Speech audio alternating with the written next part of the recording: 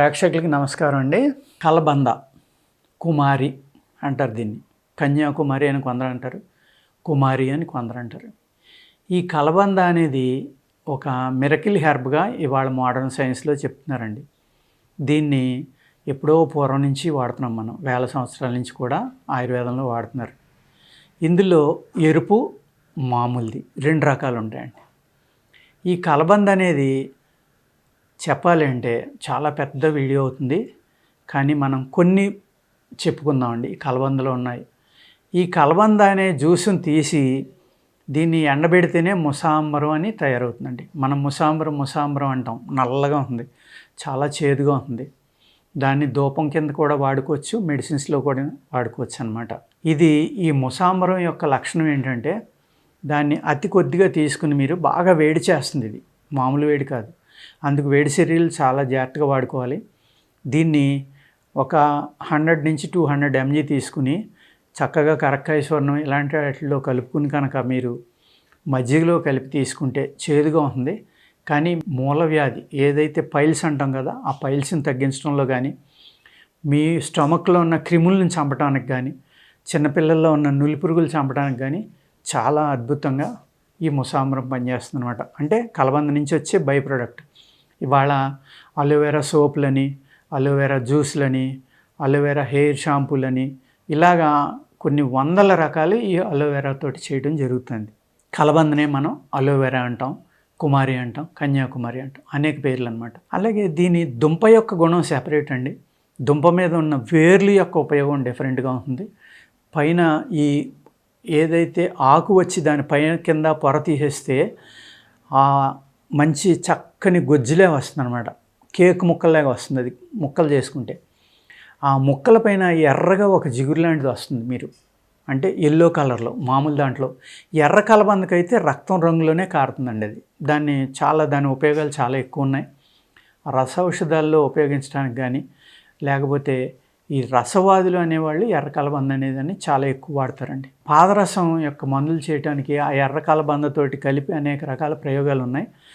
ఈ ఎర్ర కలబందతోటి పాదరసాన్ని సాలిఫైడ్ చేయడానికి కూడా కొన్ని ఫార్ములాలు ఉన్నాయి.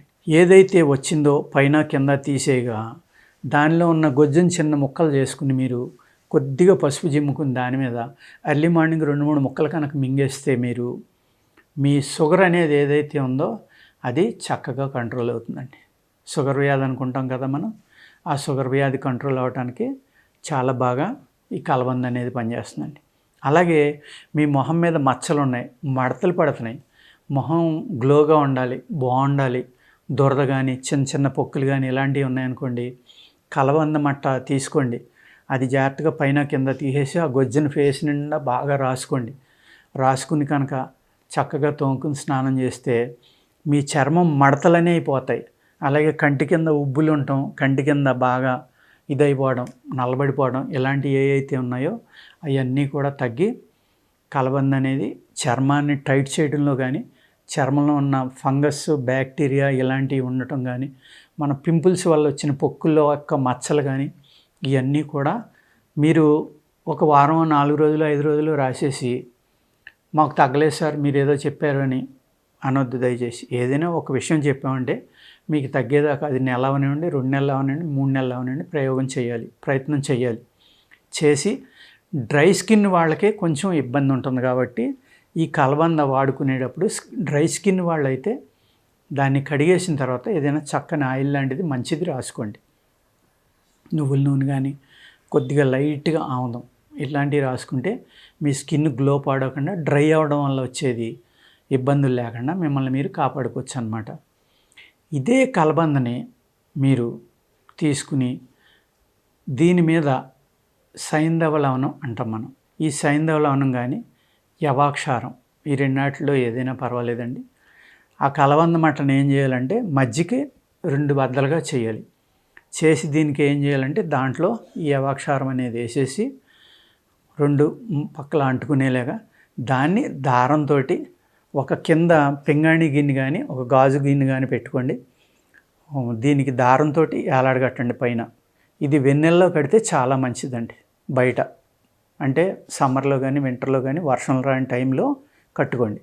కట్టుకుంటే దాని నుంచి ఒక జ్యూస్ లాంటిది ఆ గిన్నెలో కారుతుందనమాట.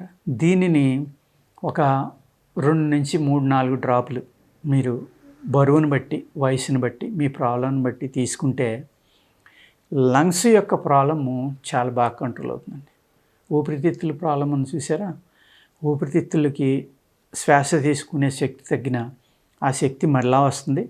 అదేవిధంగా మీ ఇంటెస్టైన్స్లో క్రిములను చంపడం, ఆకలి బాగా పెరగడం, మూలవ్యాధి తగ్గడం ఒకటి కాదండి దీనివల్ల ఉపయోగాలు. అనేక రకాలుగా ఈ కలబంద అనేది మనకి ఉపయోగపడుతుంది అనమాట. ఈ విధంగా మీరు అరుకు అంటాం దీన్ని. కలబంద మట్ట యొక్క అరుకు అన్నమాట. ఈ అరుకు నేను చెప్పింది 1-2 రకాలేనండి. మీ వ్యాధిని బట్టి మీకు ఏమేం కావాలో ఆ వ్యాధికి సంబంధించిన పౌడర్లు కనుక దాని మీద జిమ్ముకుని, దాన్ని కనుక అలా ఏలాడ కట్టుకుని, దాంతో పాటు కలిపి వచ్చిన ఆ జ్యూస్ ఏదైతే ఉందో ఆ రసాన్ని కనుక మీరు జాగ్రత్తగా డోస్ తెలుసుకుని వాడుకుంటే కనుక ఎక్కువగా తీసుకోవద్దండి. వేడి చేసేది కాబట్టి మీ శరీరం బరువును బట్టి, మీ శరీర లక్షణాన్ని బట్టి మీ డోసు మీరే నిర్ణయించుకోవాలన్నమాట. అది 3 డ్రాపుల, 5 డ్రాపుల, 2 డ్రాపుల, 10 డ్రాపుల, లేకపోతే ఒక పావు తులమా, అర తులమా అనేది మీరు నిర్ణయించుకుని తీసుకుంటే కనుక ఈ కలబంద అనేది మీకు అనేక వ్యాధుల్ని తగ్గించి చక్కగా ఉపయోగపడుతుందండి. ఈ కలబంద దుంప పైన వేరు ఏదైతే ఉందో ఈ వేళ్ళు చాలా తక్కువ ఉంటాయండి. చాలా కష్టం వాటిని తీయటం. ఈ వేళ్ళు కనుక చూర్ణం చేసుకుని తింటే ఐరన్, కాల్షియం విపరీతంగా పెరిగి గ్రోత్ బాగా వస్తుందండి పిల్లల్లో. గ్రోత్ రావడం, ఎముకలు గట్టిపడడం అనేది చాలా చక్కగా పనిచేస్తుంది అనమాట ఇది కలబంద అనేది. నేను చెప్పిన జాగ్రత్తగా చేసుకుని కలబంద అనే దాన్ని వాడుకుని ఆరోగ్యంగా ఉండండి. నమస్కారం.